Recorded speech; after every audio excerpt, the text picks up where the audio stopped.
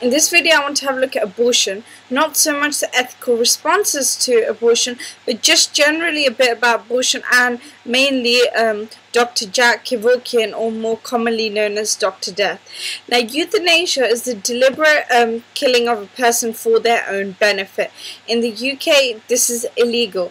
Passive euthanasia is legal, but active is illegal.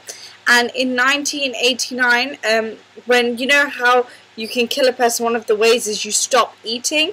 So in 1989, that was said to be legal, that you can, they can refuse food, or you can stop feeding them in order for them to die like that. And then in 2006, to kind of encourage passive euthanasia, doctors have been given the permission to withdraw treatment from patients, and patients obviously can refuse any form of treatment. Now, there are 3 types of euthanasia, and they can be conducted in 2 methods. So let's look at the 3 types of euthanasia. One is you have voluntary. This is when the patient is saying, I want to die. The second one is involuntary, when they're probably in a vegetative state and they cannot express their view. Therefore, it's up to relatives and doctors to take this into their hands and say they should die. And non-voluntary is like they don't necessarily want to die, but it's, to be honest, it's like in the hands of the people because they cannot say, but it's more different because it's like they are probably against it. The 2 ways in which we can euthanize someone is active and passive.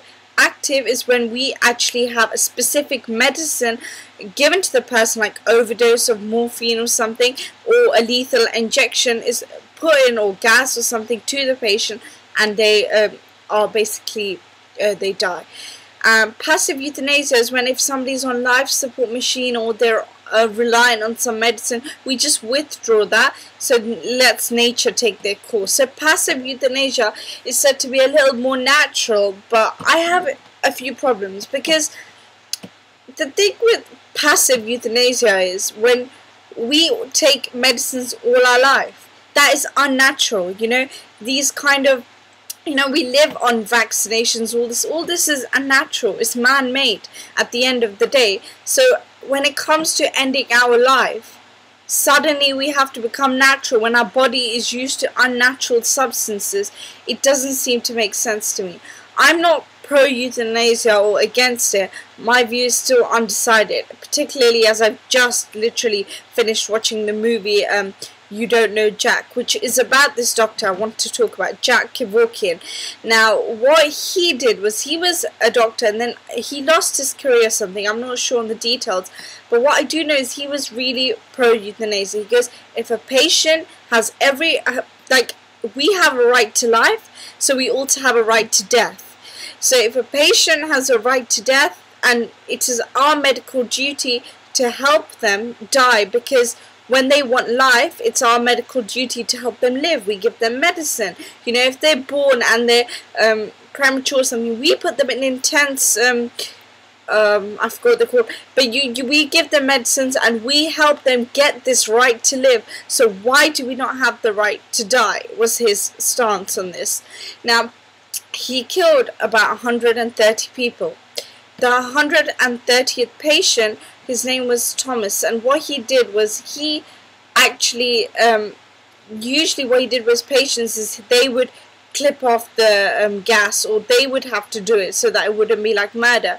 But what he did with this last patient is, because he had enough and he wanted the law to change, he was tired being running around by the press and courts and this and that.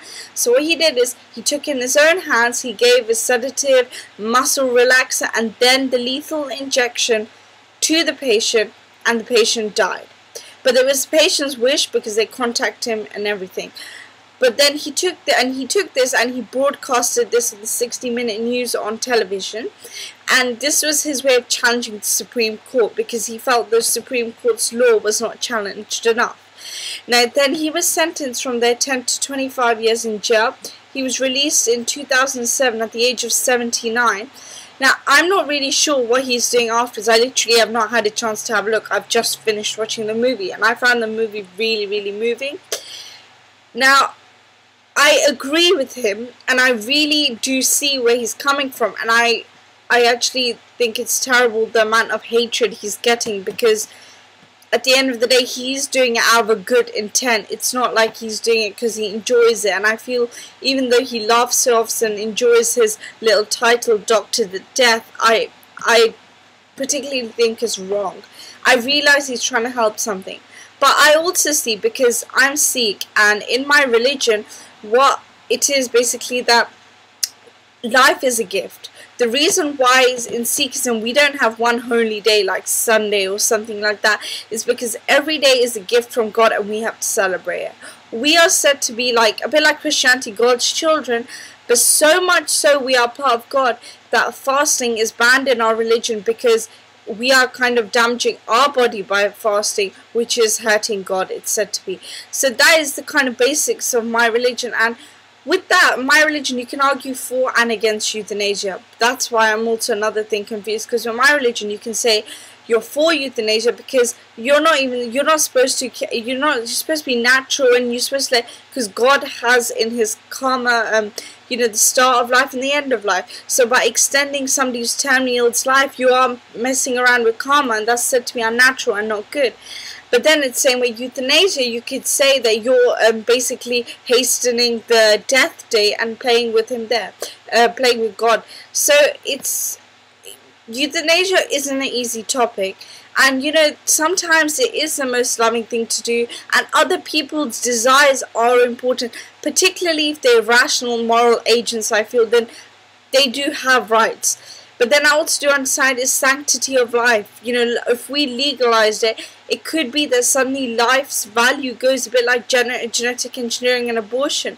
We just treat life like a joke. And in exceptional circumstances, I guess it's okay, but I'm not 100% sure in my opinion, but I just really want to urge anyone who is watching this video to watch that film. I'm sure you can find it on the internet or Blockbuster's Love Film or wherever. I'm sure you'd be able to find it, but it's really one to watch, and I found it really moving. Thank you for watching.